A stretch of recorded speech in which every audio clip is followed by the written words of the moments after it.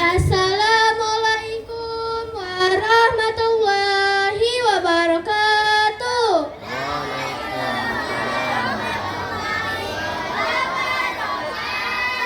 Sungguh indah bunga asoka, merah kuntumnya lagi kan mereka. Dengan bismillah acara dibuka, semoga kita mendapat berkah. Halo, masih sehat? Alhamdulillah. Yang terhormat Bapak Kepala Sekolah SD Negeri 3 Palembang, Dewan Guru, serta teman-teman yang saya sayangi. Puja dan puji syukur atas kedatangan Allah SWT yang Maha Pengasih lagi Maha Penyayang.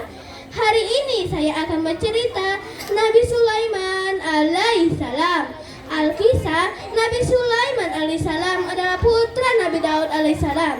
Sejak kecil Nabi Sulaiman alaihissalam sudah menunjukkan tanda-tanda yang istimewa.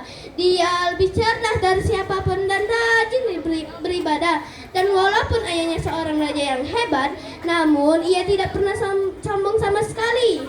Semua orang beranggapan bahwa ia akan meneruskan tahta ayahnya menjadi raja kaum Israel.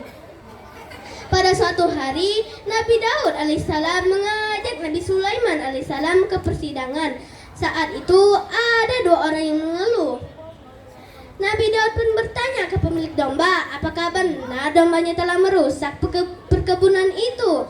Dan pemilik domba itu membenarkan hal tersebut. Nabi Daud pun memutuskan bahwa pemilik domba itu harus menyerahkan ternak miliknya sebagai bentuk ganti rugi. Tapi Nabi Sulaiman alaihissalam meminta izin kepada ayahnya untuk memberikan saran yang lebih baik. Sifat-sifat kepemimpinan terus berlanjut hingga Nabi Daud wafat. Tahta kerajaan diteruskan kepada Nabi Sulaiman alaihissalam. Nabi Sulaiman alaihissalam memiliki kemampuan untuk mengolah besi timba dan tembaga, menjadikannya sebuah alat perang. Dan pada suatu hari, Nabi Sulaiman alaihissalam berkuda bersama pasukannya. Dan Nabi Sulaiman alaihissalam tak sengaja mendengar suara semut kecil yang ingin lewat. Dan Nabi Sulaiman alaihissalam berhenti sejenak. Dan pada suatu hari juga, Nabi Sulaiman alaihissalam mengumpulkan semua burung dan memberikan tugas masing-masing kepada burung itu. Tapi ada satu burung yang belum datang, yaitu burung hudhud. Burung hudhud pun memberikan alasan bahwa dia melihat Ratu Balkis menyembah matahari. Untuk membuktikan hal tersebut, Nabi Sulaiman alaihissalam menulis surat untuk Ratu Balkis. Dan burung hudhud pun mengantarkan surat itu kepada Ratu Balkis. Dan surat itu sampai ke tangan Ratu Balkis dan Ratu Balkis membaca hal tersebut. Surat itu berisi ajakan untuk menyembah Allah SWT. Ratu Balkis pun agak marah mendengar hal itu. Dia menyuruh pelayannya untuk mengirimkan hadiah-hadiah yang sangat mewah kepada Nabi Sulaiman alaihissalam. Hal tersebut tidak sengaja didengar oleh burung hudhud. Burung hudhud pun mengatakan hal tersebut pada Nabi Sulaiman alaihissalam. Nabi Sulaiman alaihissalam pun menyuruh jin, manusia, dan hewan untuk membangun istana dari kaca yang sangat kuat. Berapa hari kemudian, pelayan-pelayan Ratu Balkis tiba di kerajaan Nabi Sulaiman alaihissalam dan menyerahkan hadiah tersebut pada Nabi Sulaiman alaihissalam. Tapi Nabi Sulaiman alaihissalam menolak hal itu. Dia ingin Ratu Balkis datang ke kerajaannya. Dan para pelayan-pelayan Ratu Balkis pun kembali di kerajaan. Pelayan itu menyampaikan hal tersebut. Ratu Balkis pun bimbang ingin ke sana atau tidak. Dan Ratu Balkis pun memutuskan bahwa ia akan pergi ke sana.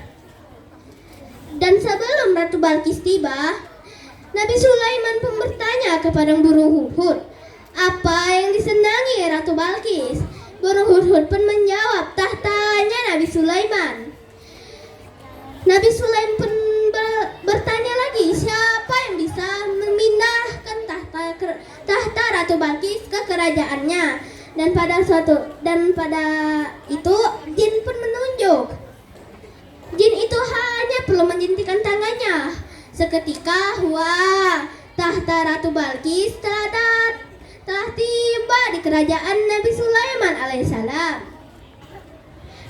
Dan pada saat itu Ratu Balkis pun sudah datang di kerajaan. Ratu Balkis disambut dengan meriah dan juga disambut dengan Nabi Sulaiman alaihissalam.